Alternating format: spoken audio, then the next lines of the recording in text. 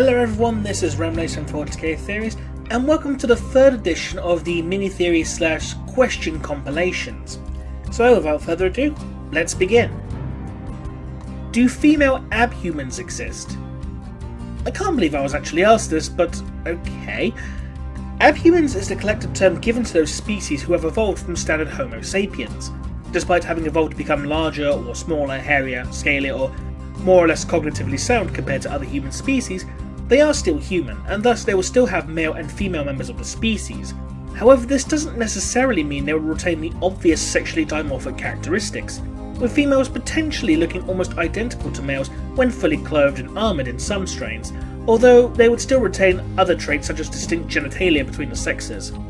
Will the identities and fates of the Lost Primarchs ever be revealed? Simply put, no. Firstly, the identity of the Lost Primarchs was deliberately left blank to allow players to create their own Primarchs, first founding legions, and to create their own stories. Secondly, Black Library author and former games developer Gav Thorpe has stated that while they began to, quote, peek behind the curtain in regards to the Lost Primarchs within the Horus Heresy novels, the authors who write for Black Library have been told by the head of Games Workshop's intellectual property to stop alluding to them. The fate of the Lost Primarchs will never be revealed.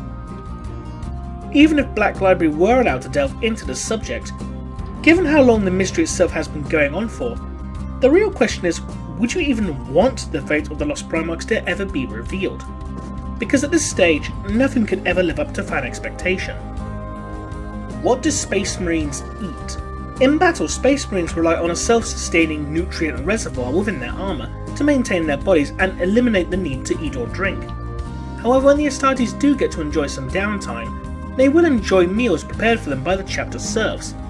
Grand victory feasts are commonplace amongst many chapters, which comprises of high-protein food such as meat, and depending upon the chapter's own cultural preferences, even alcoholic beverages such as amasek or miod are consumed as well. Miod being a beverage designed seemingly for the sole purpose of getting a Space Marine drunk. They have been known to also subsist off of local wildlife killed during firing exercises as well. How come the White Scars do not use Dreadnaughts? The White Scars are unique amongst the Loyalist Space Marine chapters in that they refuse to utilise Dreadnaughts for their forces. Now, while some of the reasoning is, in part, due to the Dreadnaughts failing to meet the chapter's own field tactics of fast attack like the Trouble Horsemen of their world, it's actually more in part due to their own cultural beliefs.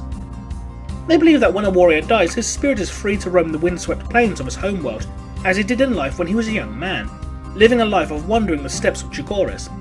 But if a warrior is interred within a Dreadnought sarcophagus, then his spirit will never be free. This eternal claustrophobic confinement is completely abhorrent to the White Scars chapter. Are there any benevolent demons? While the majority of demons or warp entities as a whole are indeed malevolent, there are hundreds upon hundreds of minor warp entities in addition to those beings that are more well known. These will include demons or godlike beings who, while they may not be as powerful as the established major gods, such as the Chaos gods, they would still have a modicum of power and influence about them. There is also the possibility of beings such as the living saints who, if they are indeed imperial demons of the God Emperor of mankind, then they would be benevolent to humanity as a whole, even while bringing the wrath of the Emperor upon the enemies of mankind.